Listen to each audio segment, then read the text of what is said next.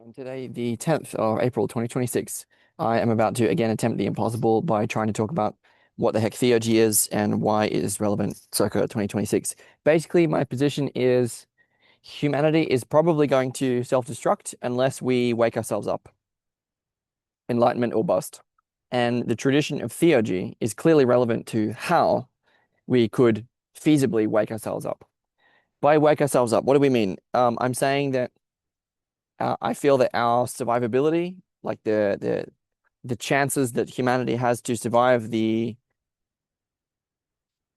chaos that is, in a tidal wave coming toward us, in case anyone hasn't noticed, um, we're more likely to survive that if we can recognize who we are, and I'm actually not going to spend time defending that today. I feel that there's an inherent connection between our awareness of who we are and our survivability. Another way to put it would be that I think that there are forms of collective consciousness that are nascent, that could be developed or could emerge more fully, and that we could intervene in the process of bringing ourselves to greater consciousness in such a way that would wake ourselves up more fully as forms of collective consciousness. So the sense of unity that goes along with being in a tribe, but also a sense of being entwined with Mother Nature. So recognizing or waking up as what I've called extended awareness. And then also there's a sort of waking up as life or waking up as the human collective. And all of that is sort of a bit jumbled together, but that's more or less roughly the direction that if we could stop sleeping so much. I'm saying that we're asleep to who we really are, and that by our choice, by our agency, by our free will, we could intervene in the way that things are going such that we could become more awake. And I think, the way that ties into mythology is that we die as the individuals that we are to wake up as the collective that we are. But there are problems there because I'm also talking about the radical fulfillment that goes along with individuation, fulfillment of individuals. In any case,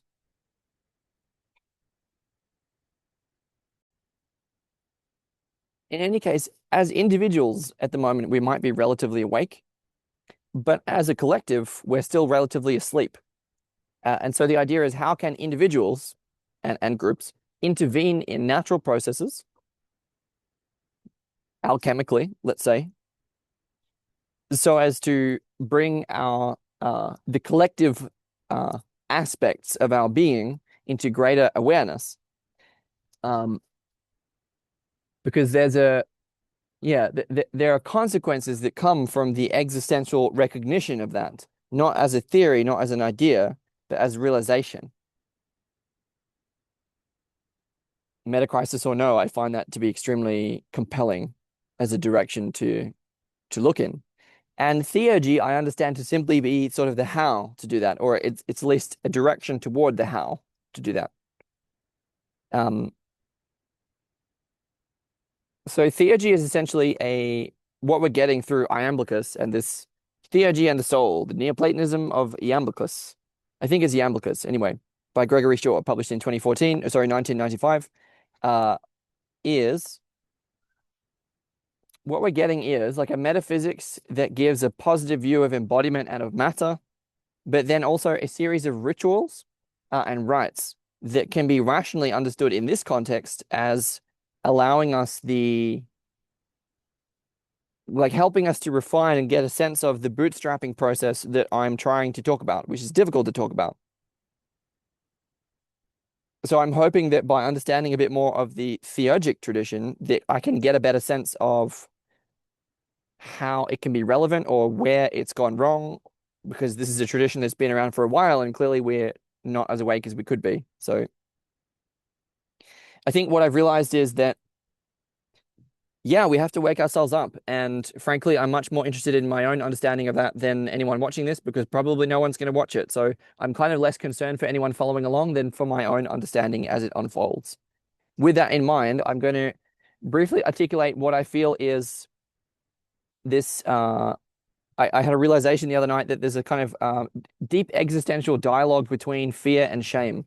So what do I mean? Well, in theurgy, they kind of talk about a lot about the gods. So theurgy is divine activity communally shared. It's a way to commune with the divine, whether you call that mystical experience, religious experience, um, in the sense of William James, varieties of religious experience, communion, the experience of being God, union with the Godhead.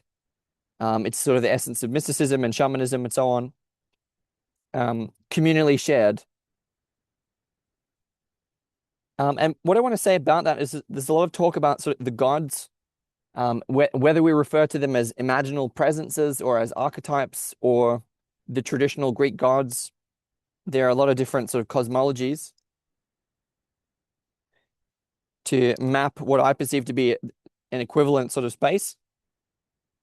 Um, there are several different classes of these beings that is gotten into in this cosmology. And we're going to talk about it in some detail. What I want to connect here is the idea that at a sort of, for example, Iamblichus goes on to describe sort of material, intermediate, and noetic levels, and how there are daemons, which again he goes on to talk about at great length, that express the will of the gods as connected with these different levels, and that particularly in relation to the material realm or aspect of things, there are particular deities and particular daemons that express the will of those deities that have to be appropriately honored with ritual worship. And that if that isn't done, if that does not occur, then those forces essentially end up messing with us. What do I mean by that? So I'm sort of talking about I'm not quite sure how to talk about it yet, but I'm going to try this sort of language and sort of see how it feels. I'm sort of talking about um I feel that it's reasonable to personify different emotions in IFS terms. So we could talk about it as an extension of parts work. So what I'm saying is, in the collective unconscious of humanity, there are parts that are deeply afraid and parts that are deeply ashamed. And I think fear wakes us up, and I think shame puts us to sleep. Um, Jung said shame is a soul-eating emotion, and Jung also said that one of our deepest shames is the shame of being unconscious. So I see this deep connection between our shame and our unconsciousness, where we're sort of identified with being unconscious and identified with not being worthy, not being enough. Partly, I think, as a result of being cut off from direct experience of communion in the Godhead. And that shame being a self-enclosing, self-concealing emotion, is trapping us in unconsciousness. Fear, on the other hand, I think, specifically the fear of extinction, being much deeper than the fear of death. Fear of extinction is something that belongs to the being that would become extinct. So, for example, the human species or life in total. And that fear has a waking up. It's an activating. When we're afraid, we're afraid and we're startled and we jump into being more awake, being more conscious, like when we see a snake. And so I see this battle that's occurring on you could say at an archetypal level between shame and fear. And if I take from Brene Brown for a minute, vulnerability is the antidote to shame. And I think if we can share and honor and hold our fear, not only of death, but of extinction and of non-being, and be with that is a kind of way toward awakening. And by awakening, I specifically mean waking up as self-realization as those slightly broader perspectives.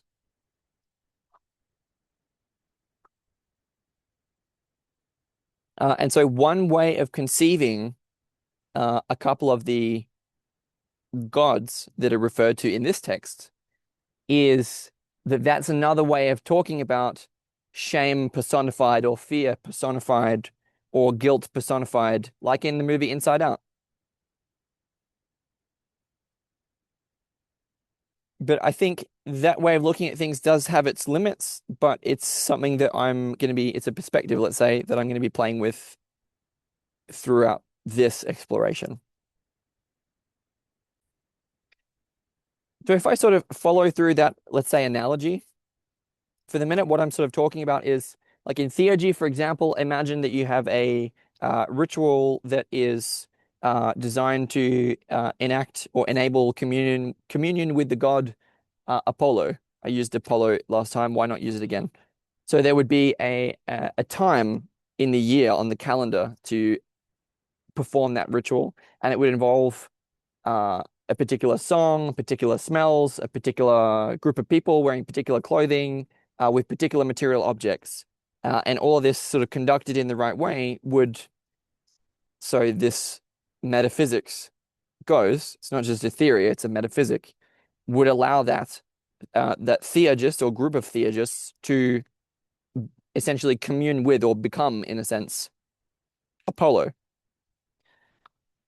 or to embody Apollonian qualities in that time. Um, I'm sort of saying that in a similar way, um, it's sort of if we want to wake ourselves up and essentially stop killing ourselves through tribal warfare and so on, that we have to give adequate space to those you could say daemons or forces that are working through us, namely fear and namely shame and others. And so, there would be sort of ritual contexts that are appropriate to that. So I'm imagining just at the moment, I'm imagining a calendar with different rituals on different occasions, and like one of them could be about grief, and one of them could be about uh, I don't know, the experience of loss, and essentially. Yeah, I mean, as for example, as a facilitator of rebirthing breathwork, there are a way that you can conduct events that have to do with a theme, and I'm saying that these themes could have to do with different aspects of the human expression, and so if we could in some way hold space for that expression at like this is appropriate at this time, um, then I think of that as healthy. I think that's healthy. But I'm sort of there is a difference between just sort of like regulating our emotions at a collective level or something like that and deliberately waking ourselves up. But it's at least related, or it's in the right direction. So with that analogy now out of the way, I'm going to continue with the rest of the preface. And again, this being mostly for my own understanding rather than from anyone else's. Quote, Iamblican theurgy aims to sustain the continuity of the gods with our physical world, blah, blah, blah, by recognizing their presence in material existence. Yep, I sort of already talked about that enough. Yeah, theurgy is a praxis through which human beings enter and embody divine revelation, the divine revelation that is the cosmos and natural world. So he talks about the gods as not isolated in some exalted place like heaven, but that they are revealed symbolically, symbol in the sense of to gather together. So when you gather together in the right way with the right collection of stuff, like I was saying, then that kind of unifying activity, the gods can literally be seen, felt, and encountered in our mundane world. This is in the middle of the preface here. Yep, and so he talks briefly about how, yes, in Plato there's a kind of demiurge, which is a kind of orchestrating uh, intelligence that sort of yeah, organizes that which emanates from the one in the same way as a conductor might. And why is that relevant? because he sort of talks about in Plato the all the phenomena in our cosmos are sort of the procession that they process out of the one, and theurgy is the art of learning how to receive that procession in a way that incarnates the demiurge in a way that continually creates and sustains our world. So there's a way that sort of there's a big focus in theurgy on imitation. And so by uh, imitating God or the gods, by doing as they do, being as they are, for example, imitating this demiurge, Plato's demiurge, allows one to ritually embody the principle which continually creates and sustains our world. That's just one example. I would then sort of just continue by saying, like, he talks a lot about the imagination. He's sort of saying that this way of reimagining Platonic metaphysics in praxis is a way to deeply recover our symbolic imagination. You can see there was a lot of imagination involving parts work and the gods and different emotions that I was just conveying or attempting to convey. So it's a way to deeply recover our imagination in a way that affects our transformation. But it's also about, it's not just about imagination, as in Viveki has already called for imaginal practice. And this is one way, definitely through ritual, for example, of enacting that. But it's also about, quote, re-coordinating our discursive powers in relation to that imagination, as in, uh, methods of dialogue. So invoking, and not just invoking, but again, we talked about how music could be involved, the power of speech, the power of voice. It's not just about the visual imagination, it's about literally what we do,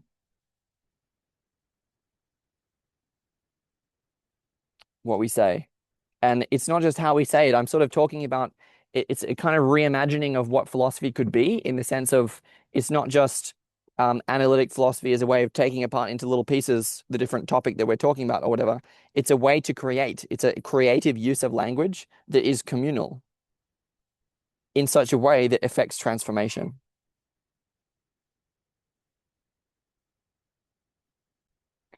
Yeah, so another way of putting that from here would obviously be that what are here called the gods are different hyperobjects or imaginal presences that are literally like invisible to the senses, but that we can, so something like anger, for example, well, it's like, well, it's a particular expression, it's a particular vibe, you could say. I don't know how to talk about anger. It's not exactly visible to the senses in itself.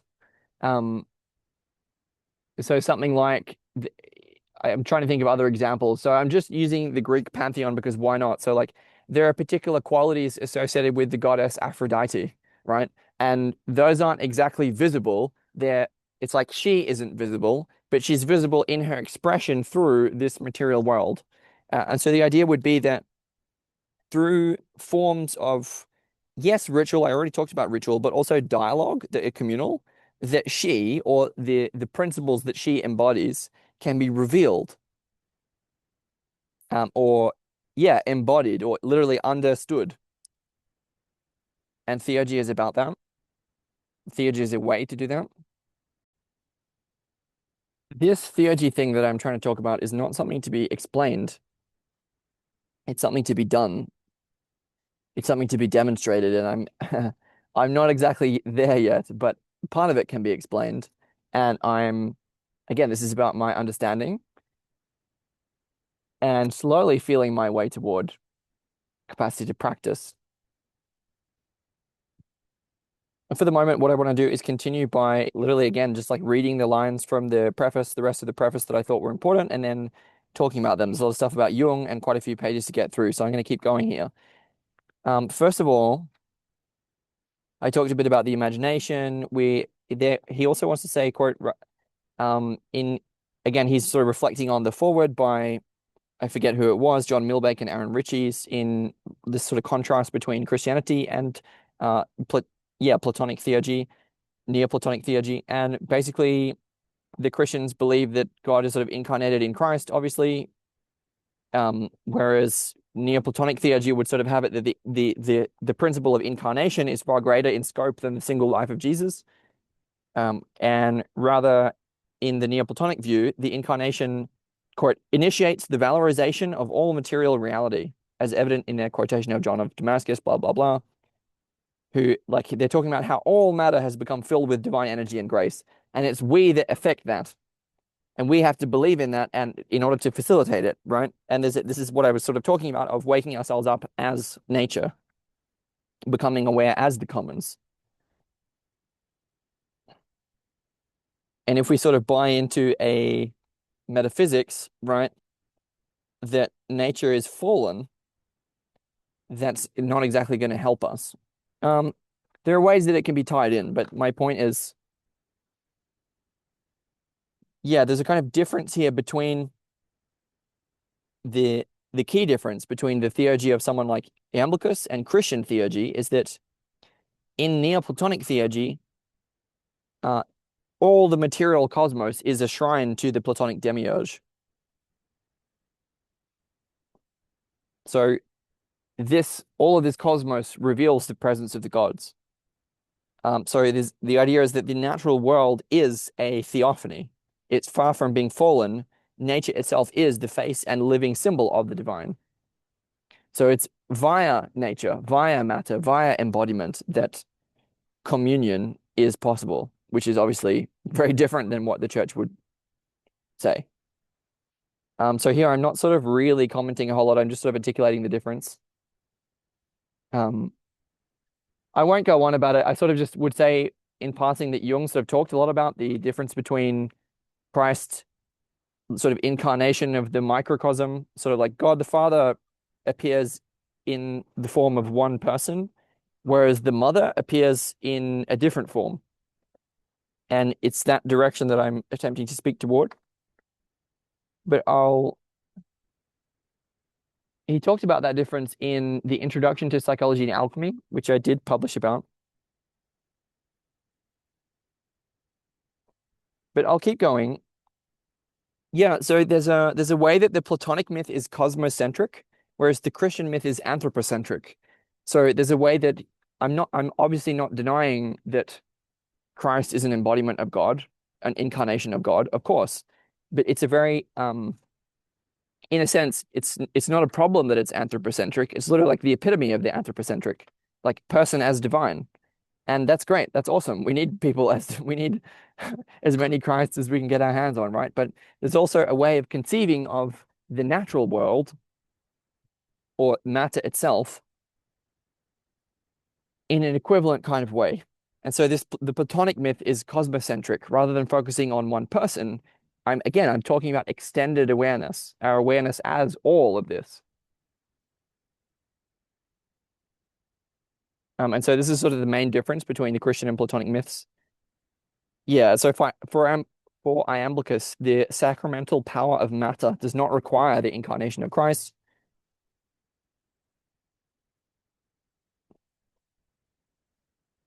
For the Neoplatonists, there's no need for a new creation, no need to be redeemed from a fallen nature, for nature itself is the body of our salvation.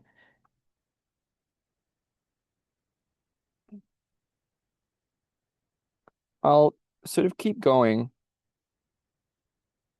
Yeah, so he sort of talks about how the ongoing and natural expression of demiurgy, I'm not clear what he means by that though, reveals the choreography of an ancient and everlasting theophany. Again, it's this sort of like language that doesn't really help, which is probably why I didn't underline that part. But it's about cosmogonic activity. It's the kind of creative activity that gives rise to a cosmos, to a world, which apparently is what distinguishes it from sorcery.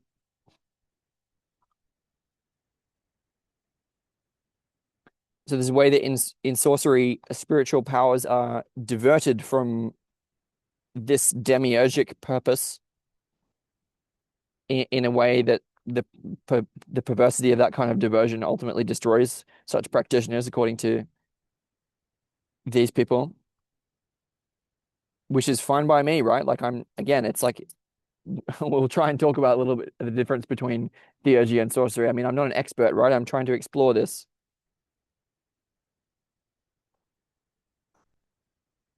But yeah, it's something about the world creating literally in relation to Genesis or world, yeah, world creating function of theurgy.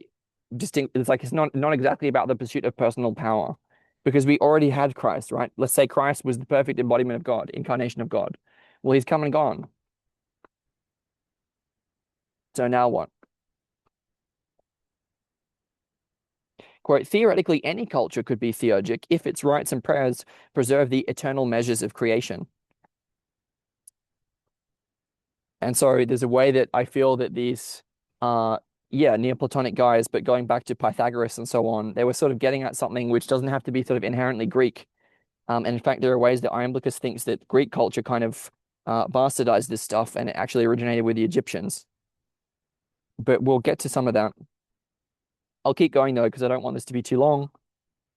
Yeah, Neoplatonic theurgy was imagined within a polytheistic and pluralistic cosmos, which is very consonant with Henry Corbin.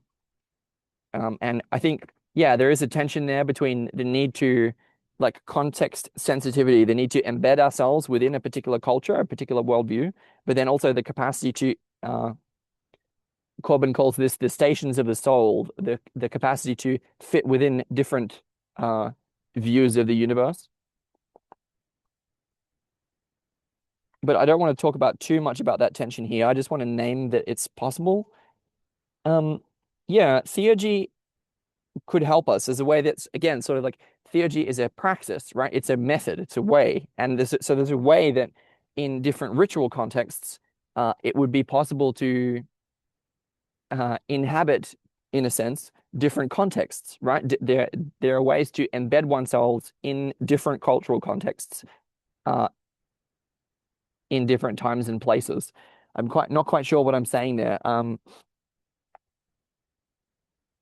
I'm sort of simply saying that our cultural embeddedness is obviously related to our religious practice. And that if we understand that, we can sort of, there is a possibility to sort of not exactly engineer, but to create with that in mind. I'll leave that there.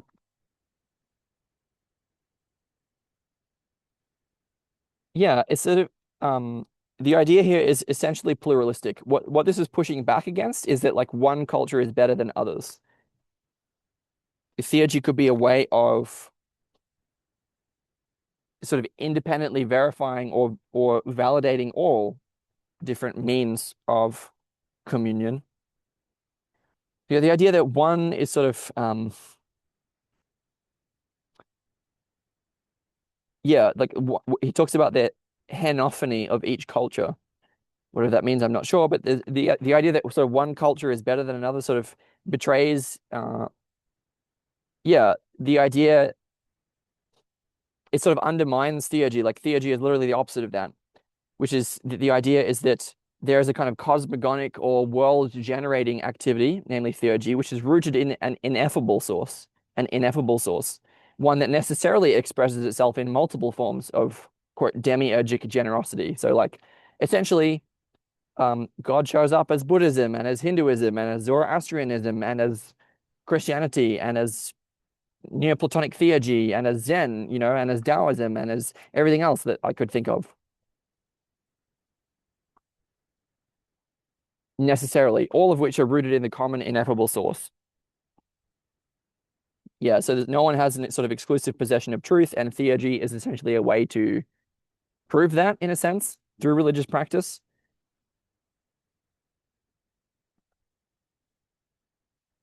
And so there's a kind of theurgic understanding here of sacrament, and like there are obvious ties to, there's an obvious link into psychedelics as the sort of essence of sacramental shamanism worldwide, giving reliable and potent access to the ego dissolution involved in mystical experience that can be empirically sort of verified through the mystical experience questionnaire coming out of Johns Hopkins. The point that I'm making there is that, yeah, there's an obvious tie between psychedelic culture and sacrament, and the The relevance of sacrament, psychedelic or not, is that it's a way to what I'm talking about is that part of what is involved in theurgic praxis is sacrament, as it is involved in the Christian liturgy, is my understanding, which is not very good.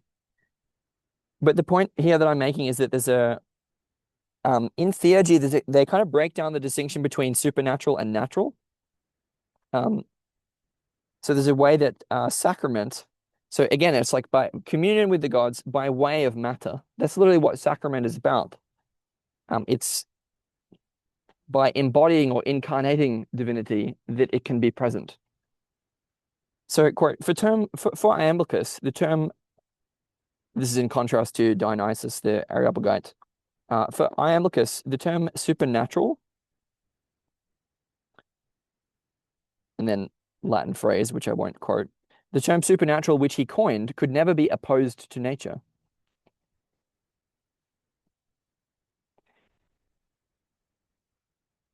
Yeah, so if one is opposed to nature, meaning if there's this contrast between the supernatural and the natural, where nature is kind of fallen, again, in a kind of Christian scheme of things, then nature essentially can't be a theophany. Nature cannot be an expression of the divine in a sense. And this is what he feels is the kind of origin of this distinction between the supernatural and the natural. So in this kind of metaphysics, they're not conceiving of a kind of supernatural world that is sort of above in some way. Quote, it refers to divine powers that are continually revealed through nature. Quote, for Pythagoreans like Iamblichus, numbers, like gods, are also supernatural. They are anterior principles that unfold into the physical world. So I sort of won't go on about the obvious connection there to Jung and the archetype of number, which also in my video Jung on astrology sort of ties back to Pythagoras. Um, I also won't go on about the quote from Maria Prophetessa, which I've talked about one too many times already. One becomes two, two becomes three, and from the third comes the one as the fourth in this context. But we are going to be exploring the archetype of number, archetypes of different numbers, natural numbers in some detail later on. So I'll come back to that stuff, sort of having left it to the side, and then talk a little bit more about this whole section. Just specifically on Dionysus, there's apparently like a sensitivity to quote phusis, which sensitivity to nature essentially. Phusis as theophany that's diminished, and there's a shift away from the Platonic cosmos. I won't go on about that. I'll simply sort of come back to part of the Jung thing is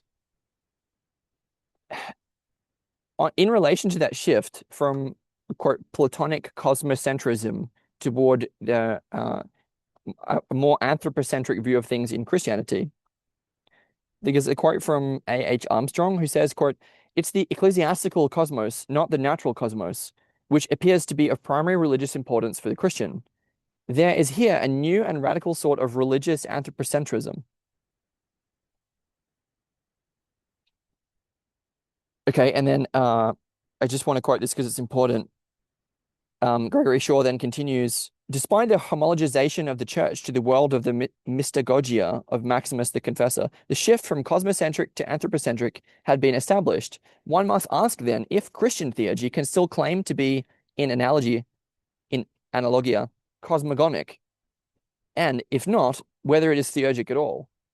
Okay, so the point here is sort of not to create a conflict between these different views of the world, but to say that they need to be in dynamic feedback and opponent process, just like active and passive yin and yang. So what I'm saying is that there's a kind of, again, Jung talked about this in detail in the Introduction to Psychology and Alchemy. What I'm saying is that there's a way that um,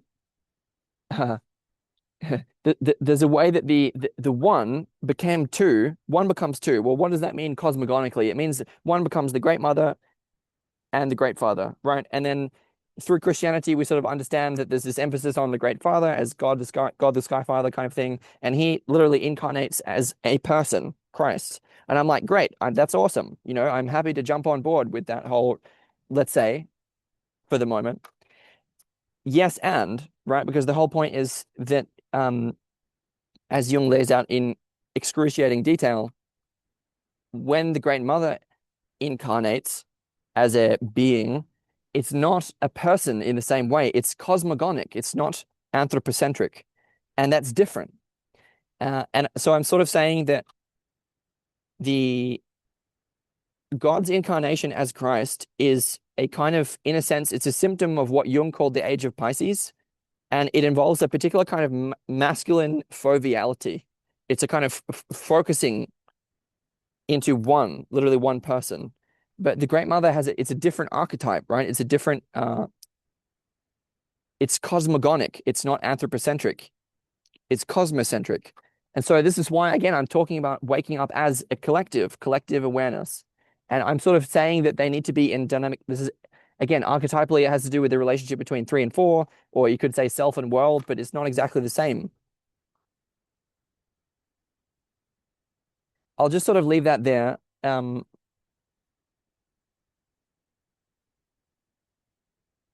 Yeah, that implies, just if I'm pausing a little bit, that implies that I'm not just talking about waking up as extended awareness. I'm talking about the emergence into consciousness of the process by which one wakes up as extended awareness. And the reason that it's different is because let's say let's say that we realize that we are matter. Well, that's in a way, that's like the coming into consciousness of the mother. But there's a relationship between Christ as the sort of the son, right? There's a relationship between uh, Christ as a sort of incarnation of the archetype of the number 3, what Christ represents at least, and a relationship between him and what is represented by the incarnation of the archetype of the number 4. And I'm trying to talk about that relationship as well as the self-realization of that which is represented by the incarnation of the mother. That I have to do because it's very difficult to articulate. All right.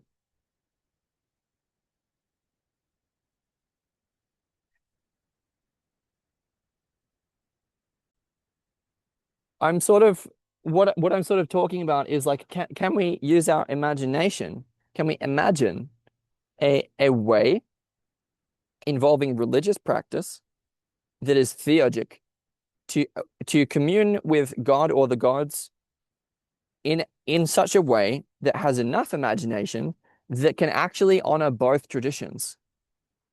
That can I'm talking is that just syncretism? I'm not sure.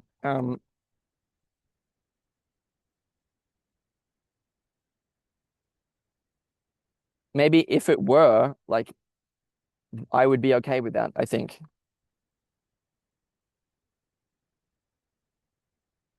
So, for example, the understanding of prayer, it gives this example.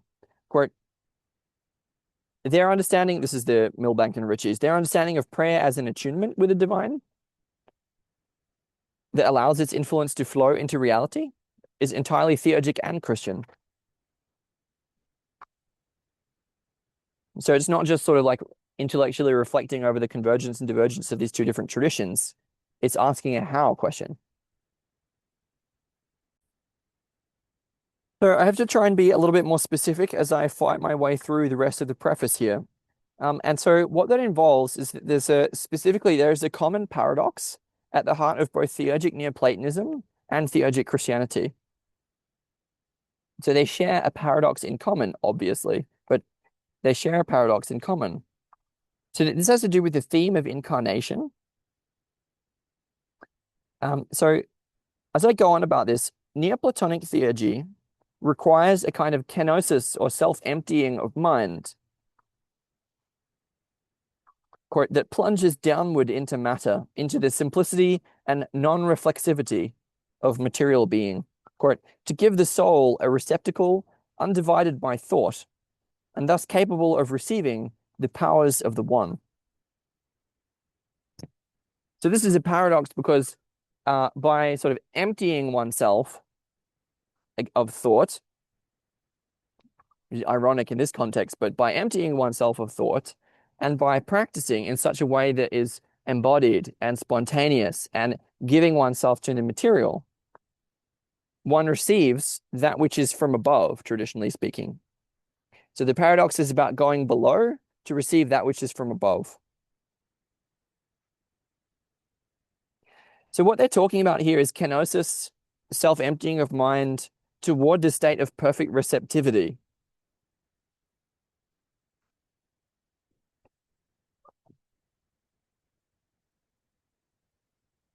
Or listening.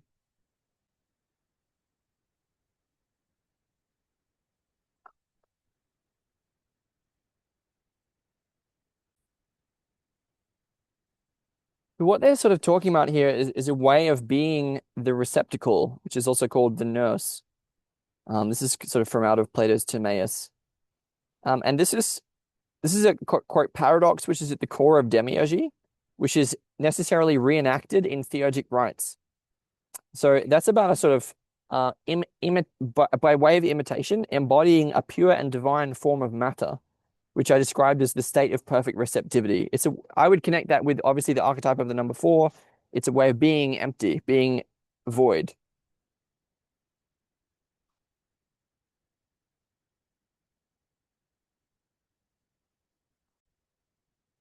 Specifically from the Timaeus, the idea is that the maternal principle of matter, the chora, must be utterly formless to serve as receptacle and nurse through which all forms come to exist.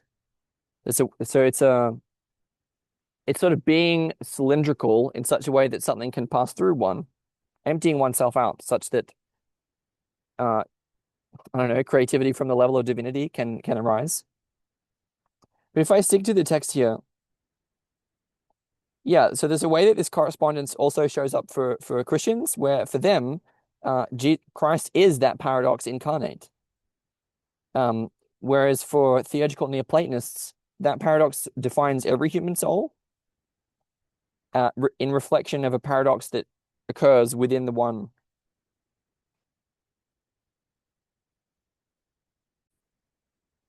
I would say that this sort of alludes to the need for a sacrament preceding creativity. There's a way that there's a certain kind of shamanic capacity which is about deep receptivity, receiving visions or whatever it might be before one creates and speaks.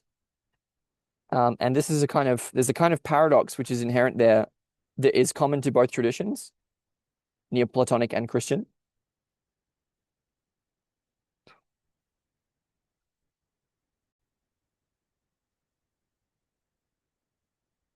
Yeah, so there's a way that the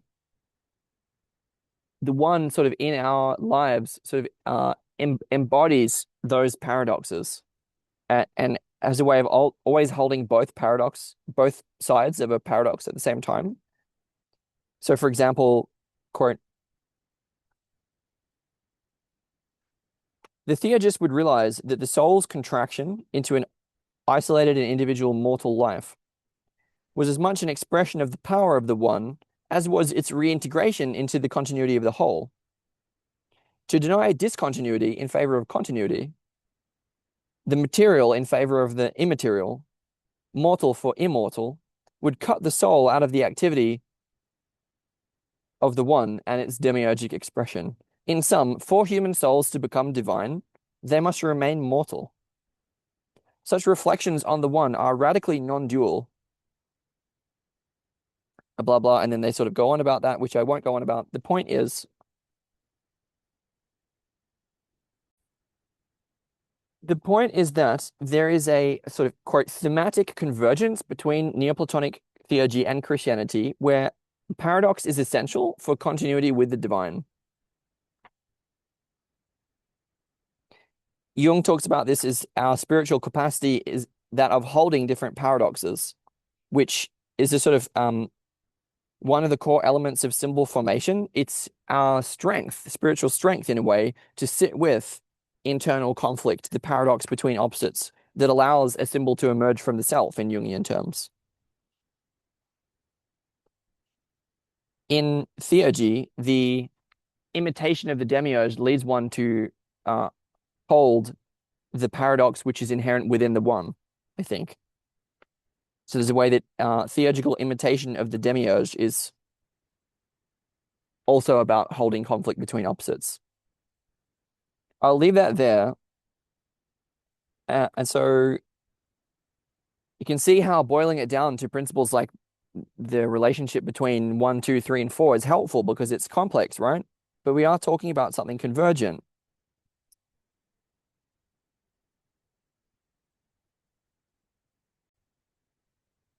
Obviously, for the Christians, sort of Christ is literally he embodies that paradox because he's both God and man at the same time, and immortal, mortal.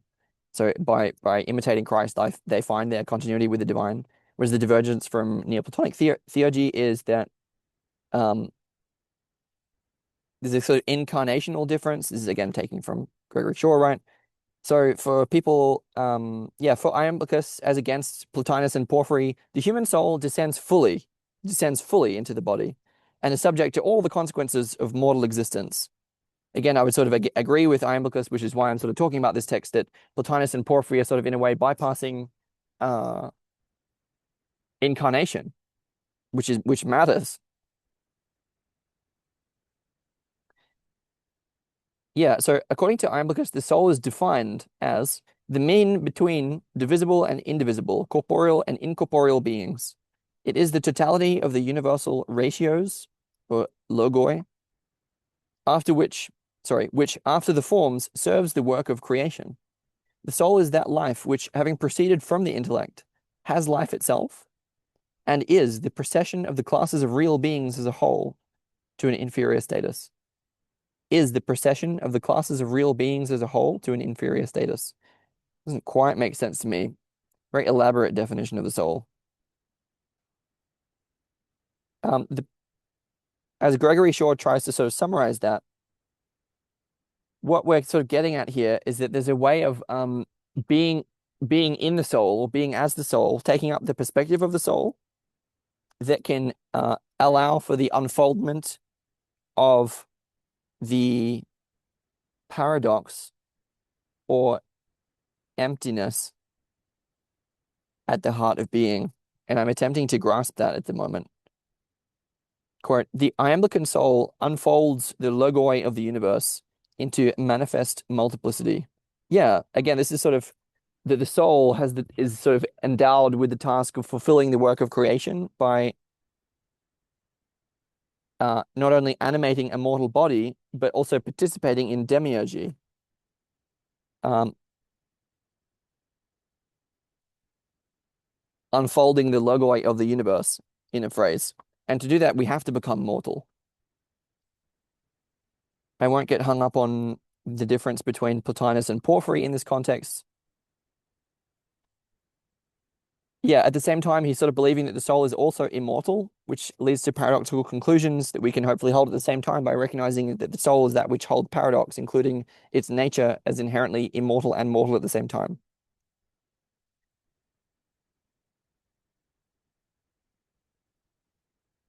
As he says, thus, that which is immortal in the soul is filled completely with mortality and no longer remains only immortal.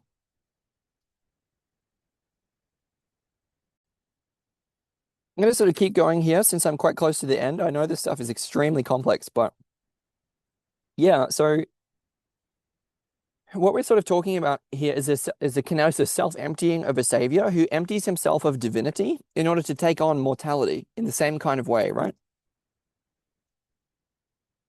So this is a kind of paradoxical generosity of God who becomes mortal man. And so for Neoplatonic theurgy, this is a condition of every human soul.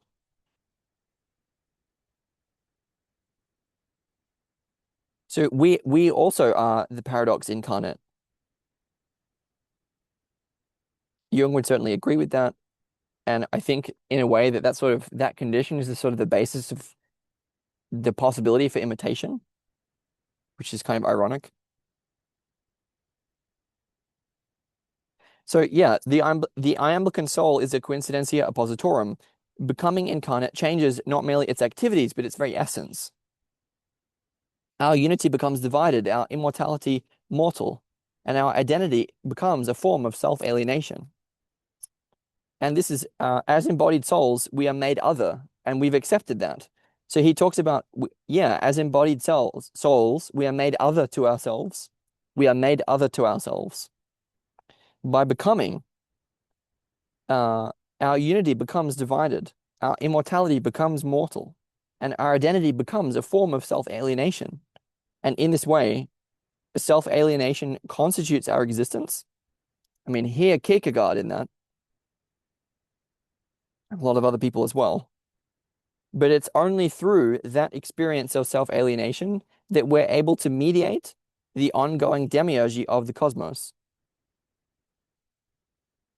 So there's a way that I think that our souls sort of, I think voluntarily, but they think it's some voluntarily and some involuntarily. But anyway, I think our souls sort of voluntarily accepted the task of um, incarnating for the sake of, again, this sort of ongoing demiurgy of the cosmos. Yeah, correct. So in theurgy, the soul is called on to imitate and cooperate with the activity of the demiurge, which is in a way, this is why they're sort of talking about it, because it's the whole purpose of incarnating. Quote, yet to perform this mediation, the soul must necessarily embrace dividedness, weakness, and mortality. Ironically and paradoxically, the soul's identity with the demiurge is realized only through self-alienation and division. Only through our dividedness and contingency can we enter the unifying activity of the demiurge. To escape mortality, yeah, as they put it, which is quite relevant to conversations about what is humanity these days. Well, it's the unique character of the human soul that its immortality and universality are discovered and expressed in a particular and mortal form. To escape mortality, therefore, would forego our only path to immortality.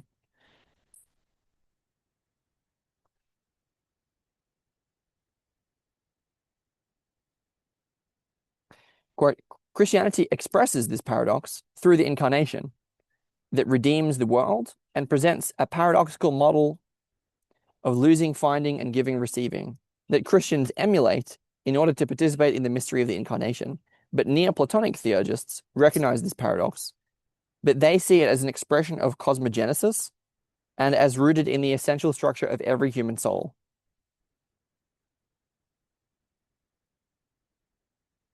We get a quote from Iamblichus, and we're getting toward the end here. He says, the whole of theurgy presents a double aspect.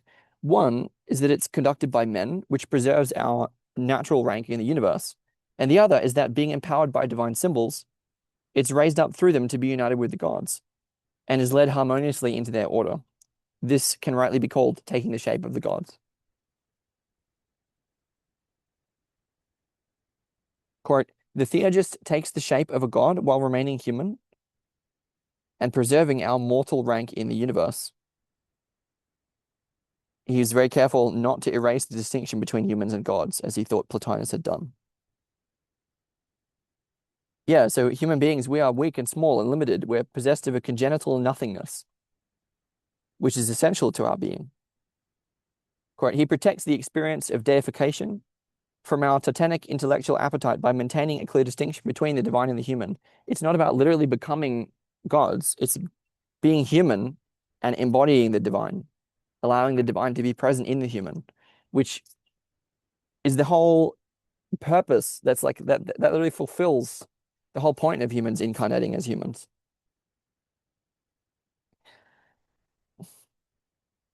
He also talks about how theurgic prayer quote, increases our divine eros and kindles the divine element of the soul. Deeply Jungian thing to say. I'll keep going here. I'm just mentioning the sort of final few things in the preface. And quote, the expression of paradox in theurgic ritual is the culmination of a mediating itinerary that begins when the immortal soul becomes mortal and ends when the embodied soul recovers its immortality and takes the shape of the gods, yet it is a deification that occurs only by virtue of the theurgist remaining mortal. Yes, it's just sort of just completing a certain circle, as in we were one with the Godhead and then we incarnated and we fallen into this identity as self-alienated beings, and we can complete that circle and sort of return the hero to the community in a hero's journey kind of way by recovering our immortality.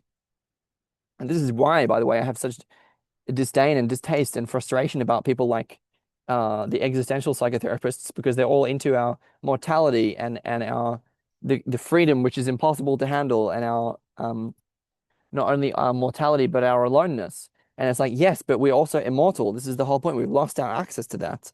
We don't realize that we are also immortal. And we don't realize that we're also inherently trapped together and that our freedom has deep constraints. Anyway, that was just an aside. The conclusion of all this stuff in the preface is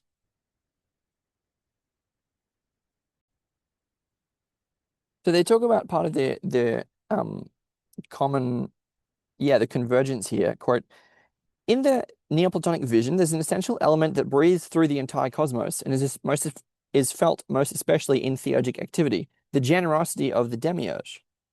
So for theurgists, the world is the manifestation of this generosity. So there's a way that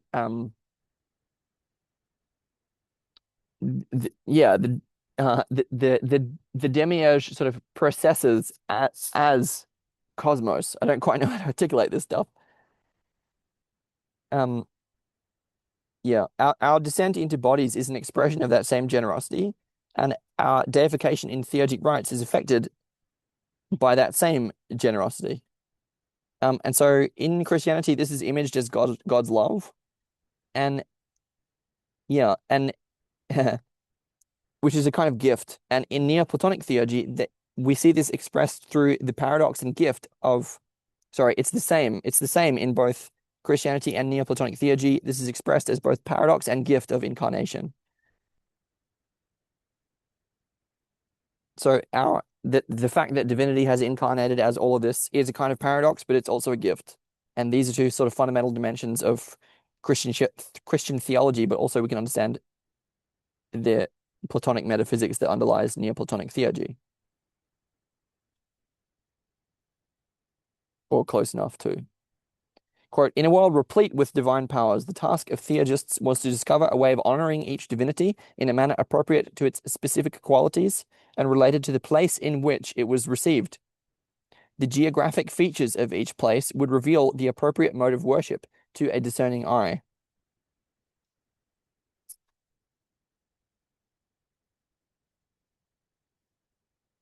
Yeah, and so that implies that there would be similarities and differences in ritual practice across times and places, right? Because there are some things like, if, for example, I take my example from earlier, well, fear is pretty much common to everyone. Shame is pretty much common to everyone. Guilt is pretty much common to everyone, although not entirely and in different proportions, right?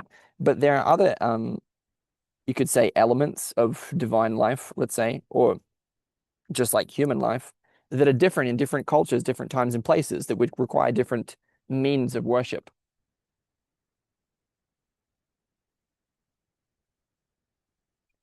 The task of theurgists was to discover a way of honoring each divinity in a manner appropriate to its specific qualities and related to the place in which it was received. Yet our culture has long since moved out of this cosmocentric vision of the Neoplatonists. Nature is no longer an imaginal landscape of divinities. The world has been drained of its sanctity, and with it, so have we. Yet, in a way that would surely have surprised Iamblichus, who deigned not even to speak of Christians, it's clear that elements of his theurgic vision have survived within the church and are now being applied creatively to a community and culture, Christian and post-Christian, that are in desperate need of revival.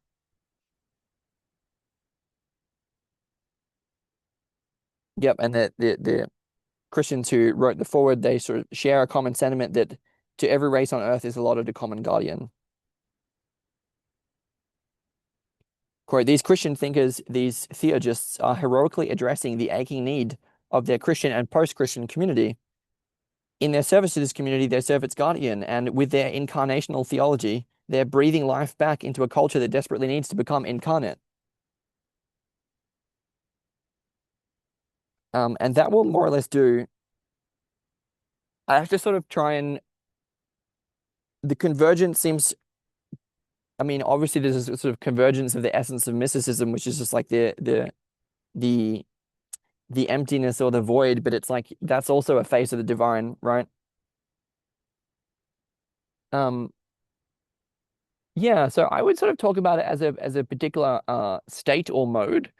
There's a kind of we were talking about the state of perfect receptivity, which is a kind of kenosis of mind, which is a kind of requirement. So we're talking about religious praxis. And if we imagine that it's possible to conceive of a kind of religious praxis that is common, that is convergent between Neoplatonism and Christianity, then yeah, there is a certain state of being, perfect receptivity that has threads from both traditions or is represented in both traditions. It's a state of entering no mind, no thoughts, and it's a state of uh, plunging downward, not just into matter, not just into embodiment and spontaneity and naturalness, but also playfulness for one, and that one can, through that sort of formlessness, come to express, embody different forms, and this paradox could be reenacted in theurgic rites. And so this is a way that employs the sort of what he called the pure and divine form of matter. Um, and so there's a way that I think that literally in praxis, uh, I'm thinking of practices that involve Tantra and authentic relating and biodanza and improv and rebirthing breathwork and circling and sort of put them all together. And what you get, I think, is something like this. It's like a ritual container that serves as a quote perfect receptacle for divinity. Um, because there's a way that by becoming empty in that way, one can be filled. You kind of got to be careful. I think this is kind of why I'm exploring this as well about what one is filled with.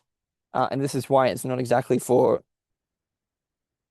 beginners as me, but I am now a somatic therapist, so I do have some capacity to at least talk about this sort of thing.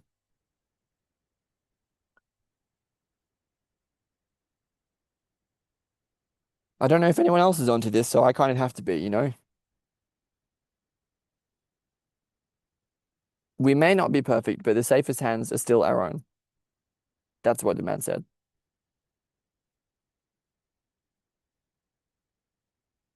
Yeah, all right, I'll leave this here.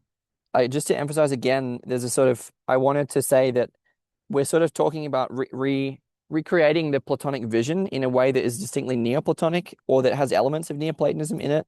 We're sort of talking about sacralizing and resacralizing uh, imaginal landscapes. So I'm talking about a way of bringing divinity to the earth. It's a cosmocentric vision. It's a way that honors and upholds and reifies and deifies the cosmos, not just mankind. And what this implies is again that there may be forms of worship that are appropriate to uh, the different elements of human life that are common across times and places and cultures, but there obviously are also going to be modes of worship that are distinct to each place. And so we're not just, look, it's not just a sociological shift towards retribalization, for goodness sake. It's not just getting out of the cities and linking up a network of tribes. It's also that they have a divine vision. For goodness sake, we're trying to re-enchant the world here. And I'm saying that there's a specific way to do that. I mean, maybe other people already know about this stuff. I don't know.